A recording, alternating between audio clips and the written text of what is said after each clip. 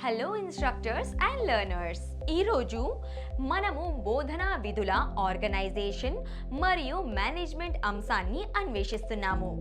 ఈ సెషన్ ముగింపులో మీరు చేయగలరు: హౌస్ కీపింగ్ నిర్వచించండి మరియు దాని ప్రాముఖ్యతను వివరించండి. Colour dynamics. House keeping. మంచి హౌస్ కీపింగ్ యొక్క ప్రాముఖ్యత. ప్రజలు ఎలాంటి వాతావరణంలోనైనా జీవించవచ్చు, కానీ మంచి వాతావరణం కోసం మంచి హౌస్ కీపింగ్ అలవాటును అనుసరించడం ముఖ్యం. అదేవిధంగా ఎలాంటి పరిస్థితుల్లోనైనా శిక్షణ ఇవ్వవచ్చు, కానీ మంచి విద్యార్థులను సృష్టించే వాతావరణంలో శిక్షణ ఇచ్చినప్పుడు బోధన ప్రభావవంతంగా ఉంటుంది.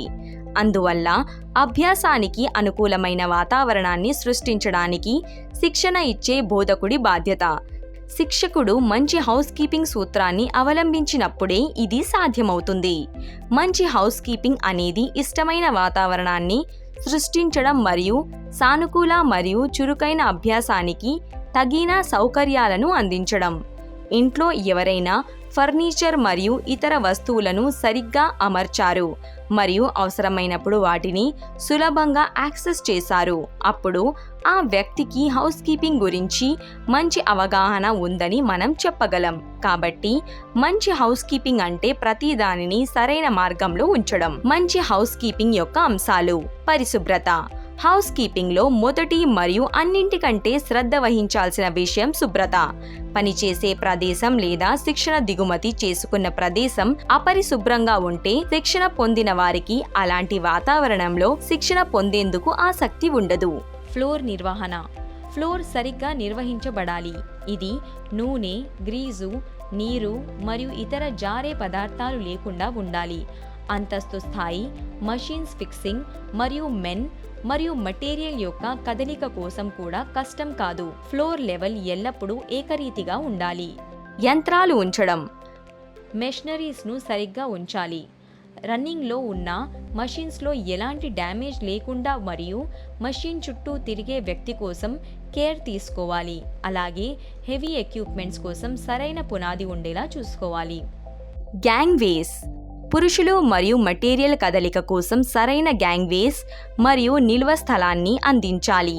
ఇది కలిగి ఉండాలి. అవసరమైన కనిష్ట వెడల్పు మరియు తగిన రంగుతో గుర్తించబడాలి. ఉదాహరణ: నడవడానికి పసుపు లేదా తెలుపు ముద్రించిన లైన్లు. మెటీరియల్స్ నిల్వ.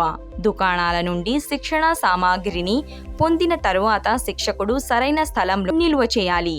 పేలుడు పదార్థాలు మరియు ప్రమాదాలను నివారించడానికి మండే వస్తువులను దూరంగా పెట్టాలి. నిలువ అటువంటి పద్ధతిలో ఉండాలి. పదార్థం సరైన సమయంలో ఉపయోగం కోసం అందుబాటులో ఉండాలి. స్క్రాప్ మరియు వేస్ట్ మెటీరియల్స్. దానిని పారవేసే ముందు తప్పనిసరిగా డిస్పోజింగ్ చేయాలి. మెటల్ స్క్రాప్ కోసం అవి ఉండవచ్చో లేదా తెలుసుకోవడానికి విచారణలు వేయాలి. కొంతమంది ఏజెంట్స్ చే కొనుగోలు చేయబడింది. ఇది వారికి ఉపయోగకరంగా ఉండవచ్చు. వ్యర్థ పదార్థాలను సరైన పద్ధతిలో పారవేయాలి. లైటింగ్ మరియు వెంటిలేషన్. ట్యూబ్ లైట్స్ ను ఉపయోగించడం ద్వారా లైటింగ్ అందుబాటులో ఉంచవచ్చు, కానీ ప్రకాశం కూడా లేకుండా చూసుకోవాలి. అది చాలా నిస్తేజంగా ఉండకూడదు. సహజ లైటింగ్ ఎల్లప్పుడూ ప్రాధాన్యతనిస్తుంది. సరైన లైటింగ్ ప్రమాదాలను నివారిస్తుంది మరియు పని వేగాన్ని పెంచుతుంది. ఫ్యాన్లు మరియు సహజ మెటీరియల్స్ ని ఉంచడం ద్వారా వెంటిలేషన్ అందించాలి. అగ్నిమాపక డివైజెస్ మరియు ప్రాథమిక చికిత్స. ఫ్యాక్టరీ చట్టం ప్రకారం ప్రతి స్థలంలో అగ్నిమాపక డివైజెస్ ఉండాలి. వినియోగించుకునేలా విద్యార్థులకు శిక్షణ ఇవ్వాలి. మంటలు చెలరేగితే వాటిని కార్బన్ డయాక్సైడ్ సాధారణంగా మంటలను ఆర్పే ఏజెంట్ గా ఉపయోగించబడుతుంది. ఉపయోగించిన కొన్ని ఇతర agents carbon tetrachloride, soda acid foam మరియు ఇసుక.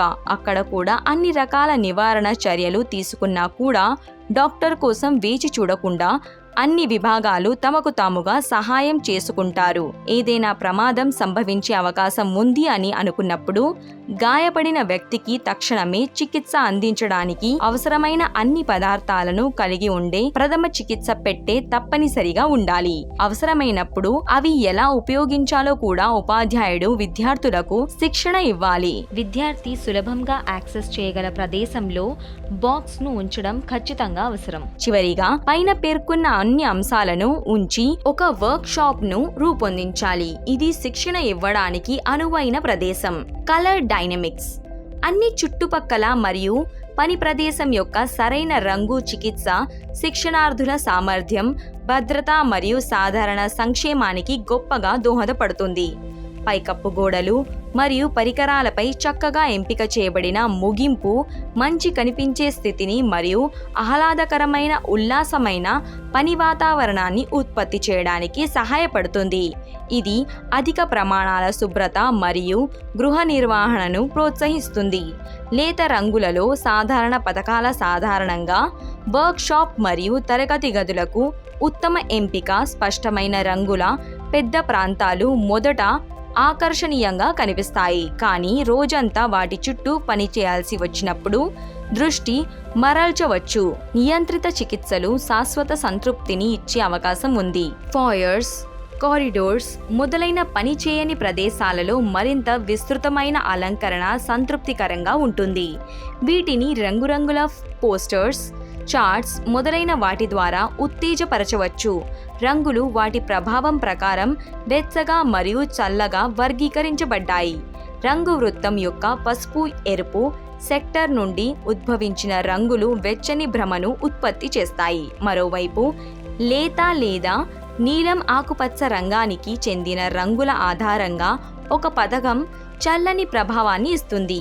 వారు వేడి పరిస్థితులను కొంచెం సహించగలిగేలా చేస్తారు. సగటు పరిస్థితుల్లో వెచ్చని మరియు చల్లని రంగులను ఆహ్లాదకరమైన ఫలితాలతో కలిపి ఉపయోగించవచ్చు. ఇది కాకుండా రంగుల యొక్క కాంతి ప్రతిబింబించే లక్షణం చాలా ముఖ్యం. తెలుపు 100% ప్రతిబింబిస్తుంది, అయితే నలుపు 0% కాంతిని ప్రతిబింబిస్తుంది. పైకప్పు మరియు ఉపరితలం వీటిని ఎల్లప్పుడూ వీలైనంత దగ్గరగా తెల్లటి షేడ్లో తయారు చేయాలి, ఎందుకంటే వాటి నుండి ప్రతిబింబించే కాంతి లోపలి అంతటా సమానంగా వ్యాపిస్తుంది మరియు మెరుస్తున్న ఉపరితలం నుండి దృష్టి మరల్చే మెరుపును తగ్గిస్తుంది. ఇది ఉష్ణమండలం వాతావరణంలో శీతలీకరణ ప్రభావాన్ని అందించే రంగు. గోడ మరియు అంతస్తులు కంటి స్థాయి వద్ద లేదా దిగువన తెల్లటి ఉపరితలం మెరుస్తూ ఉంటుంది. అందువల్ల 75% పరావర్తనం కలిగిన లేత రంగులు సాధారణ గోడలకు మరియు గోడ బలంగా వెలిగించినప్పుడు 50% అనుకూలంగా ఉంటాయి. నేల రంగు గోడల కంటే చాలా ముదురు రంగులో ఉండాలి. ప్లాంట్ మరియు సామాగ్రి, వర్క్ బెంచ్, మషీన్స్ మరియు డెస్క్ టాప్స్ ను సాధారణంగా 20 నుండి 40% ప్రతిబింబాన్ని కలిగి ఉండాలి. అంటే గ్రే లేదా బ్రౌన్ డెస్క్ మరియు వర్క్ బెంచ్ మన్నికైన స్వీయ రంగు లేని నిగనిగలాడే పదార్థంలో పూర్తి చేయాలి. భారతీయ ప్రమాణాలు మషీన్లపై ఆకుపచ్చ గార్డ్స్ మరియు కవర్లపై పసుపు, విద్యుత్ పరికరాలపై నారింజ రంగును సూచిస్తున్నాయి.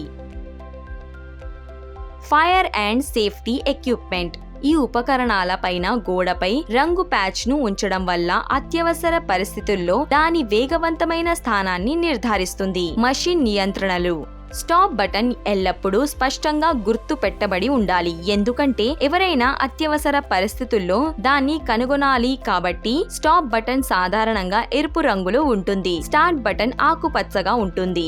గేర్ లివర్ తరచుగా పసుపు రంగులో ఉంటుంది. ల్యూబ్రికేషన్ పాయింట్స్ వాటిని సులభంగా గుర్తించడం కోసం ప్రధాన ల్యూబ్రికేటింగ్ పాయింట్స్ మరియు ఆయిల్ హోల్స్ చుట్టూ కాంట్రాస్టింగ్ రంగు యొక్క చిన్న ప్యాచెస్ ఇవ్వాలి. ఇది సాధారణంగా స్టీల్ గ్రే మెషిన్పై ఓచర్ పసుపు రంగు ప్యాచ్. ప్రమాదానికి గార్డ్స్ను అందించలేనప్పుడు రంగులు వాడాలి. సాధారణంగా ఎరుపు రంగును ఉపయోగిస్తారు. టాపిక్ హౌస్ కీపింగ్ను ఎలా నిర్వచించాలో మరియు దాని ప్రాముఖ్యతను మరియు కలర్ డైనమిక్స్ గురించి వివరిస్తుంది. మీరు ఈ అంశాన్ని అర్థం చేసుకున్నారని నేను ఆశిస్తున్నాను. తదుపరి వీడియోలో మనం కొత్త అంశాన్ని నేర్చుకుంటాము. అప్పటి వరకు జాగ్రత్త వహించండి.